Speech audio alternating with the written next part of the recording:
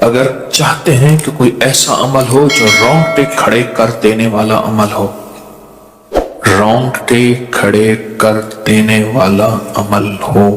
رونگٹے کھڑے کر دینے والا عمل ہو، اگر آپ چاہتے ہیں کوئی ایسا عمل ہو تو ایک بار سورۃ اخلاص قل ہو اللہ پڑھے، صرف ایک بار سورۃ اخلاص پڑھے، صرف ایک بار. اور جب پہنچے نا اللہ الصمد قل هو اللہ احد اللہ الصمد. میں یہاں بھونٹ پورا میں کچھ دن رہا اور ایک صاحب میرے پاس آئے، مجھ سے کہنے لگے کہ میرے اوپر کسی نے ایک ایسا کالا جن اور ایسا خطرناک جن مسلط کیا ہے کہ جو میں آنکھوں سے دیکھتا ہوں اور میری بیوی آنکھوں دیکھتی ہے، بچوں کو نظر نہیں آتا، کوئی گھر میں آئے اس کو نظر نہیں آتا، میں آنکھوں میں دیکھتا ہوں. کہنے لگا ایسے دیوار کے اندر چلا جاتا ہے، پھر دیوار سے باہر نکل آتا ہے، چھت کے اندر جاتا ہے اور چھت پھٹتی محسوس ہوتی ہے، ہم ڈر کے بعض اوقات ہٹ جاتے ہیں کہ چھت پھٹی ہے گر نہ جائے، پھر وہ مل جاتی ہے، پھر ایسے چلا جاتا ہے. وہ کالا جن ایسے چلا جاتا ہے، ایسے آ جاتا ہے. کہا کہ اسے کسی نے ہمارے اوپر مسلط کیا، ان کے کچھ مسائل تھے، کوئی آپس میں مسلط کیے، اور کہا کہ وہ جن ایسا ہے ہمیں عبادت نہیں کرنے دیتا، تسبیح نہیں کرنے دیتا، وظیفے نہیں کرنے دیتا، اعمال نہیں کرنے دیتا، ہمارا منہ بند کرتا ہے. مجھے آج بھی اس بندے کے الفاظ یاد ہیں. 2 اس کے ساتھ بوڑھی خواتین تھی، ایک بہن تھی، ایک بیوی تھی، بیچارہ حالات کا ستایا مارا ہوا، کچھ 60 65 کے 70 کے قریب اس کی عمر تھی. کہنے لگا کہ جب میں قل ہو اللہ پڑھتا ہوں تو اس کی گرفت ڈھیلی پڑ جاتی ہے، اور جب میں پڑھتا ہوں نا اللہ الصمد، تو کہا کہ اللہ الصمد پڑھتے ہی وہ ایک دم دور ہو جاتا ہے، ایسے جیسے کسی چیز کو کوئی دھکا دے اور وہ چیز دھکے سے ایک دم دور ہو جائے. اللہ الصمد، ایک دم وہ دھکے سے ایک دم کوئی دور ہو جائے. کہا کہ ایسے ہی ہوتا ہے اللہ الصمد، اور کہا کہ بس یہی وظیفہ جو ہے، کہا کہ مجھے مفید ہوا ہے، موافق ہوا ہے یہی وظیفہ، اور کہا کہ بس اب میں صرف یہی وظیفہ پڑھتا ہوں. مجھ سے کہنے لگا آپ مجھے کوئی وظیفہ بھی دیں گے نہیں پڑھنے دیں گے، یہی اگر اجازت دے دیں. تو میں نے کہا اس سے بڑھ کے اسم اعظم کون سا ہے، اس سے بڑھ کے پرتاثیر چیز کون سی ہے؟ میں آپ کو یہی وظیفہ دے دیتا ہوں، آپ اسی وظیفے کو پڑھیں. پھر میں نے اس کا ترکیب بتائی، آپ کو ہی بتاتا ہوں، شاید میں زندگی میں پہلی دفعہ بتا رہا ہوں یا پہلے بتائی ہوگی، جہاں تک میری یادداشت ہے پہلی دفعہ بتا رہا ہوں. یہ نہیں کہ چھپاتا ہوں، دعویٰ تو پھر بھی نہیں کر سکتا، بھول جاتا ہوں، پھر یاد آتی ہے بازو کا. اب وہ چیز آپ کو عرض کر رہا ہوں. میں نے اسے کہا صرف ایک دفعہ سورۃ اخلاص پڑھ، اول آخر 3 دفعہ درود شریف. رونگٹے کھڑے کر دینے والا عمل، اس کا نام جو میں نے سال سے رکھا ہے، رونگٹے کھڑے کر دینے والا عمل. حدیث میں آتا ہے، مفہوم ہے کہ جب بندے کی اضطراری کیفیت ہوتی ہے، بے چین، بے قرار، پریشان ہوتا ہے، مضطر، اس وقت عرش الہی ایک دم میں حرکت میں آتا ہے، رحمت متوجہ ہوتی ہے اور اللہ کا عرش ہل جاتا ہے. رونگٹے کھڑے کر دینے والا ایسا عمل جس میں انسان جو ہے بس ایک پل میں ایسے بے چین، بے قرار ہو. اس کی ترکیب یہ ہے کہ والا کر درود پاک 3 بار، ایک دفعہ سورۃ اخلاص پڑھیں، اور پڑھ کے جب اللہ الصمد پہ پہنچے نا تو اس کو ہلکا ہلکا دل میں دہرائیں، اللہ الصمد، اللہ الصمد، دہرائیں، توجہ سے دہراتے جائیں. پہلے الفاظ آتے ہیں غور سے سنیے گا، پہلے الفاظ آتے ہیں، پھر کیفیات آتی، پہلے الفاظ آتے ہیں پھر کیفیات آتی ہے، پہلے الفاظ آتے ہیں، انسان پہلے الفاظ سے،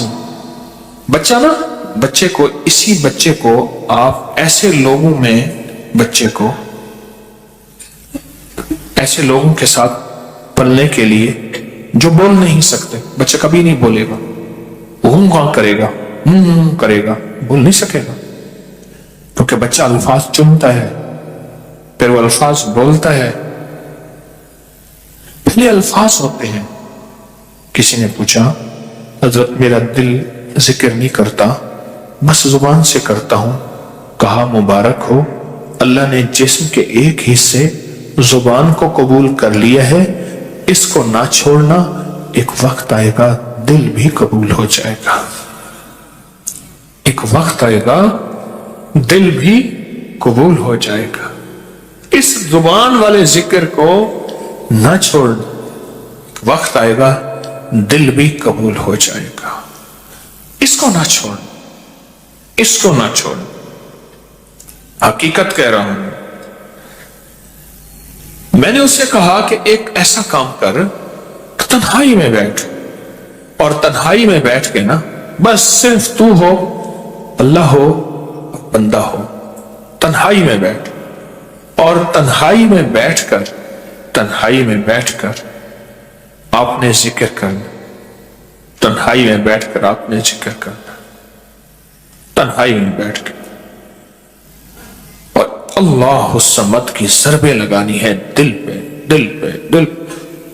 پڑھنی صرف ایک دفعہ سورۃ اخلاص ہے، اور جب دیکھیں نا رونگٹے کھڑے ہو گئے ہیں اور انگ انگ میں سے آنسو بہنا شروع ہوئے ہیں، آنکھوں سے، آنسوں سے، اور دل سے، اور کیفیات سے، ہر جسم کا حصہ اللہ کی طرف متوجہ ہو گیا ہے، ہر دل کا حصہ، ہر جسم کا حصہ، ہر رگ رگ رگ رگ رگ رگ اللہ کی طرف متوجہ ہو گئی ہے۔ تو پھر اللہ کے ساتھ تعلق بنا، اور اپنی مراد، اپنی آس، اپنی امید اللہ کے سامنے پیش کر، اپنی مراد، اپنی آس، اپنی امید اللہ کے سامنے پیش کر، اور اللہ الصمد کو دوہرا دوہرا دوہرا دوہرا دوہرا۔ یہ جو جنگلوں میں کہتے ہیں چلا کیا فلاں بابا جی نے، پہاڑوں کی غاروں میں چلا کیا فلاں بابا جی نے، کنووں کے اندر چلا کیا، ابھی بھی ایسے کنویں موجود ہیں جس کے نیچے اتر کے پانی بھرتے تھے، اس کو ہمارے برے صغیر کی زبان میں باولی کہتے ہیں، اس میں نیچے جا کے پانی بھرتے تھے۔ میں نے بخارا کے اندر دیکھا اور کئی جگہ دیکھا، ٹھٹھا میں بھی ابھی وہ ہیں، ٹھٹھا میں لیکن خشک ہو چکے ہیں، نیچے جا کے پانی بھرنا، ان کنووں کی گہرائیوں میں جا کے، تنہائیوں میں بیٹھ کے، خشک کنووں میں اللہ الصمد اور ذکر۔ اس کی وجہ اندر تنہائیوں میں، یا پھر کیا کیا، کہا کہ روئی کو تھوڑا سا گیلا کر اور پیسی ہوئی کالی مرچیں اس میں ملا اور کانوں میں ڈال کہ کوئی آواز کانوں تک نہ پہنچے۔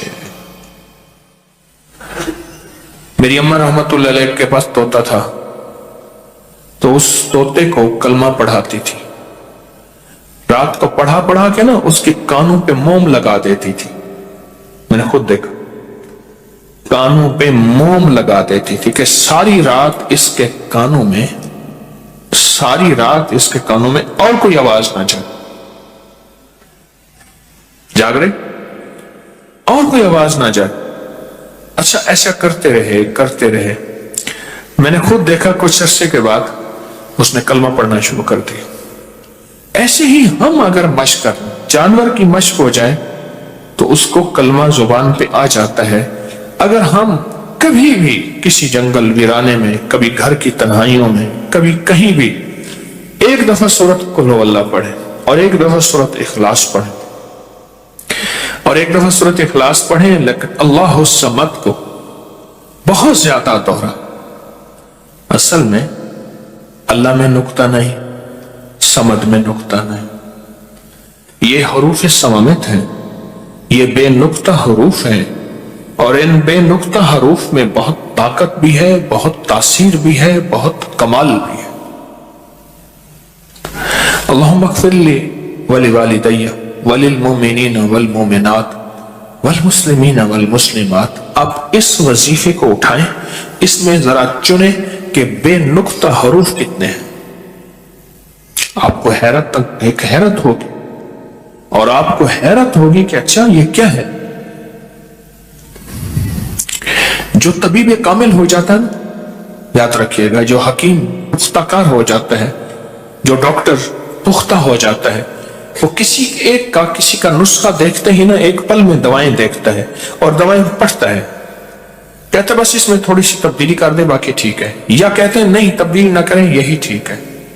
اسے پتہ ہے یہ اس جسم کے مطابق، اس بیماری کے مطابق یہ عین صحت ہے، عین تندرستی ہے۔ اسی طرح جو وظائف کی دنیا کا بندہ ہوتا ہے اور اس کو وظائف کی دنیا میں پختگی مل جائے تو وہ بھی ایک پل میں وظیفے کے اندر کی طاقت دیکھتا ہے کہ اس میں حروف عطشی کتنے ہیں، خاکی کتنے ہیں، آبی کتنے ہیں، بادی کتنے ہیں، صمامت کتنے ہیں، قمری کتنے ہیں، شمسی کتنے ہیں، اور اس کے اندر وہ حروف کتنے ہیں جو نوری ہیں، وہ کتنے ہیں۔ ایک پل کے اندر اس سے وظیفے کی طاقت اور تاثیر، اور ایک پل کے اندر اس کے کمالات اس کے اندر کھل جاتے ہیں۔ اندیکھا جہان ہے، لاہوت ملکوت کا جہان ہے۔ ایک صحابی حضرت معاذ بن جبل رحمت اللہ رضی اللہ تعالیٰ عنہ، وہ فرماتے ہیں کہ زندگی محدود ہے، علم لا محدود ہے۔ انہی کا فرمان، شاید انہی کا فرمان ہے کہ زندگی محدود ہے، علم لا محدود۔ تو جو علم لا محدود ہے اس کو ہم نے اپنی عقل سے سمجھنے کی کوشش کریں، اپنے شعور سے سمجھنے کی کوشش کریں، اپنے احساس اور ادراک سے سمجھنے کی کوشش کریں تو نہیں سمجھ سکتے۔ علم ہے ہی لا محدود، اس کی حد نہیں۔ کبھی اگر آپ رونگٹے کھڑے کر دینے والے عمل کو چاہیں نا تو بیٹھ کے اس کی مشق کر لیں۔ دوسری یا تیسری مشق کے اندر آپ کو توجہات مل جائیں گی، ایک پل میں وجدان مل جائے، آپ حیران ہوں گے یہ کیا ہوا، اتنا جلد مجھے توجہ مل گئی، ساری عمر میں بڑی بڑی دعائیں مانگتا رہا، کبھی توجہ نہ ملی، کبھی کیا نہ ملی، توجہ نہ ملی، اور پل کے اندر اتنی مجھے توجہ مل گئی، اب حیران ہو جائیں۔ اللہ الصمد، جب اس کو انسان وجدان سے اور پورے درد سے اور پورے غم سے اور پورے درد سے بندہ اس کو دہراتا ہے، اس کے اندر جتنے بھی حروف ہیں وہ سارے